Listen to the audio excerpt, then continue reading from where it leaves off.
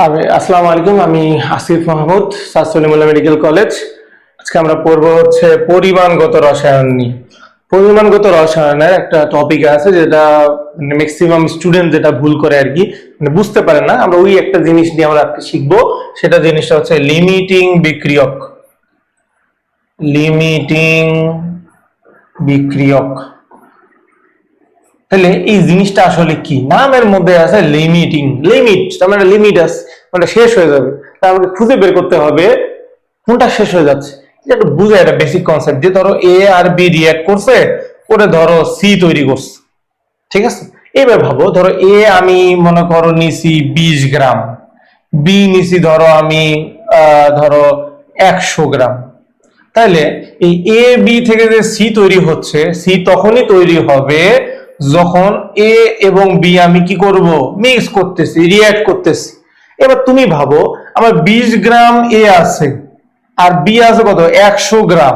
তাহলে বিক্রিয়া করতে করতে দেখা যাবে, ধরো কথার কথা, যেহেতু আমরা একই অনুপাতে নিছি, দেখা গেল এর 20 গ্রাম যখন এর 20 গ্রামের সাথে বিক্রিয়া করে ফেলবে, এ আর নাই, এ শেষ, বি আছে আমার।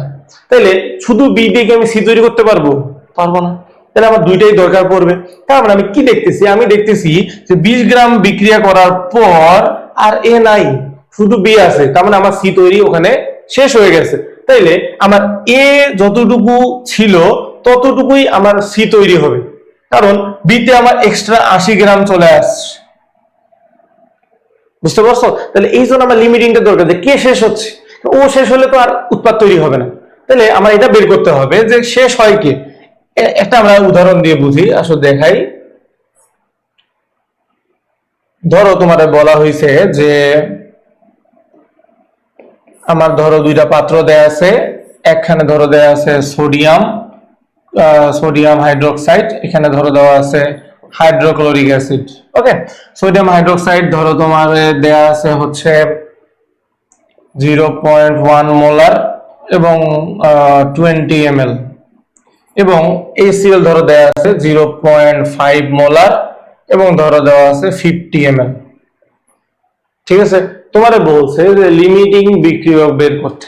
ঠিক আছে, লিমিটিং বিক্রিয়ক এবং না, এবং তোমার ধরো লিমিটিং বিক্রিয়ক না, তোমার ধরো বলছে এই দুটো আমি যোগ করছি, করার পরে আমি যে উৎপাদটা পাইছি, এই উৎপাদটা আসলে কেমন হবে? এই উৎপাদটা কি অম্লীয় হবে নাকি এই উৎপাদটা ক্ষারীয় হবে? অথবা তোমারে বলতে পারে যে এখানে আমি অম্লীয় ক্ষারীয় কোন নির্দেশক দিব, কোন নির্দেশক দিব।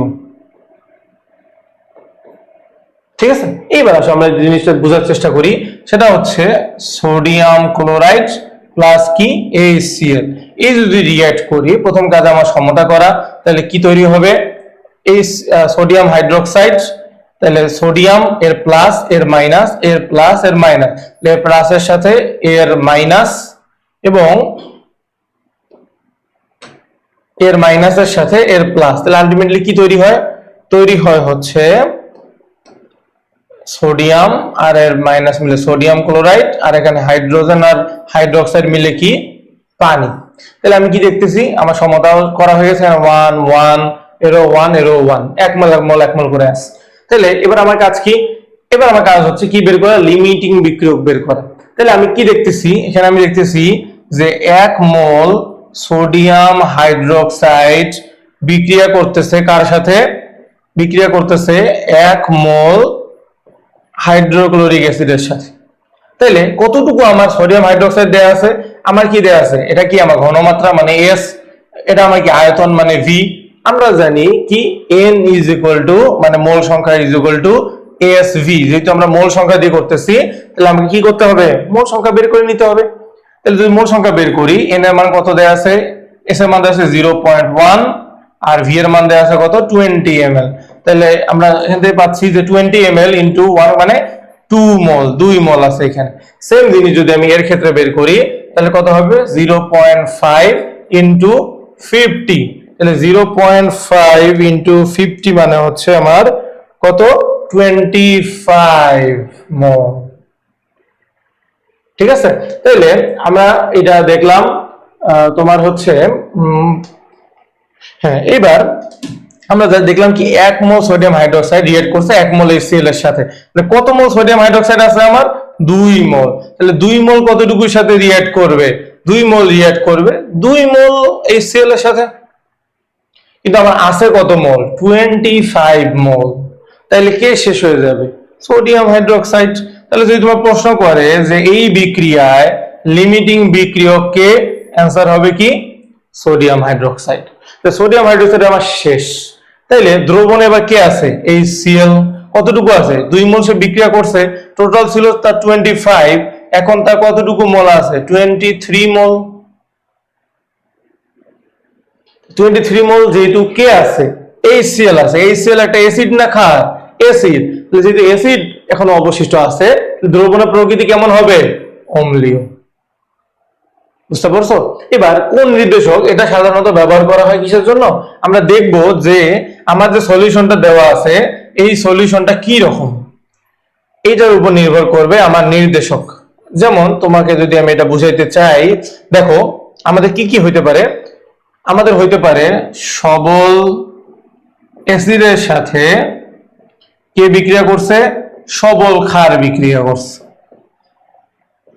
এরপরে আমার সিনারিও হইতে পারে যে সবল অ্যাসিডের সাথে কে বিক্রিয়া করছে দুর্বল ক্ষার। এরপরে কি হইতে পারে আমার দুর্বল অ্যাসিডের সাথে কে বিক্রিয়া করছে সবল ক্ষার। এবার কি হইতে পারে যে আমার অ্যাসিডও দুর্বল এবং আমার ক্ষারও দুর্বল, এই চারটা সিনারিও আমার হইতে পারে। এবার এগুলা ক্ষেত্রে আমি আসলে কি দেখবো, দেখো সবল আর দুর্বল জিনিসটা আসলে কি। সবল মানে হচ্ছে কোনো একটা দ্রবণে ওই অ্যাসিডটা কতটুকু বিয়োজিত হয়েছে।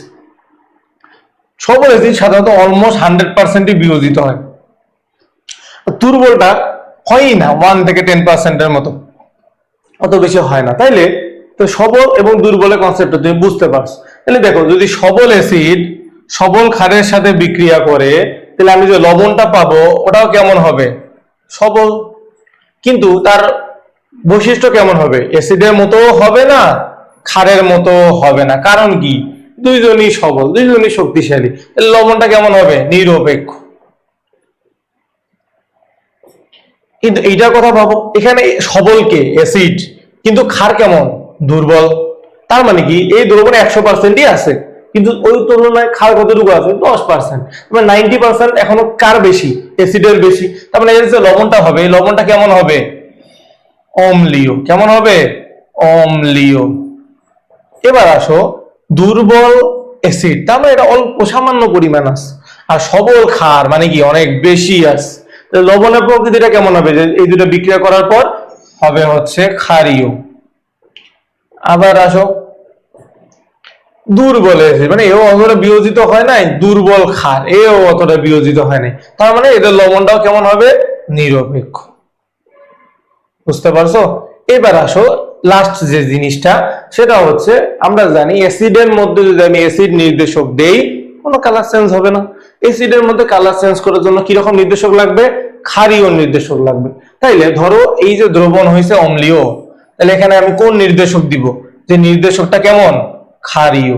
ক্ষারীয় নির্দেশক কি কি আছে, একটা আছে মিথাইল অরেঞ্জ, একটা আছে মিথাইল রেড, এরা হচ্ছে আমার ক্ষারীয় নির্দেশক। তাইলে এই দ্রবণ পরীক্ষা করার জন্য আমি এগুলো দিতে পারি। আবার যেটা ক্ষারীয় তাহলে ও যদি আমি কালার চেঞ্জ করাইতে চাই তাহলে কোন নির্দেশক দিব, ক্ষারীয় দিলে তো কালার চেঞ্জ হবে না, সে নিজেই ক্ষারীয়, কি দিতে হবে অম্লীয় নির্দেশক। অম্লীয় নির্দেশক কে কে কে আছে, যেমন একটা এক্সাম্পল হচ্ছে ফেনফথেলিন, ফেনফথেলিন। ঠিক আছে? এবার আসো আর দুইটা জিনিস বাকি আছে, এটা হচ্ছে সবল মানে নিরপেক্ষ আর কি, আর দুইটা এরাও নিরপেক্ষ। বাট এর নিরপেক্ষ ক্ষেত্রে আমরা জানি দ্রবণে দুইটাই আছে, অ্যাসিডও আছে ক্ষারও আছে খুব ভালো মতো বিয়োজিত অবস্থায়। তার মানে যেহেতু দুইটাই সবল, তার মানে অ্যাসিডের জন্য তুমি ক্ষারীয় নির্দেশকও দিতে পারবা, ক্ষারের জন্য তুমি অ্যাসিড নির্দেশকও দিতে পারবে। তার মানে এখানে তুমি সব নির্দেশকই দিতে পারবা, দিয়ে তুমি এখানে কালার চেঞ্জ পাবে। কিন্তু যদি দুর্বল দুর্বলের কথা চিন্তা করো, না অ্যাসিড ভালো মতো আছে না ক্ষার ভালো মতো আছে, তুমি এখানে যে নির্দেশকই দাও অত পরিমাণও নাই যে কালার চেঞ্জ করতে পারে। তার মানে এদের ক্ষেত্রে কোনো নির্দেশকই দেওয়া যাবে না, কোনো নির্দেশকই কাজ করবে না। বুঝতে পারছো? হ্যাঁ, হবে, চলবে, আচ্ছা। শেষ। আর আরো লাগবে?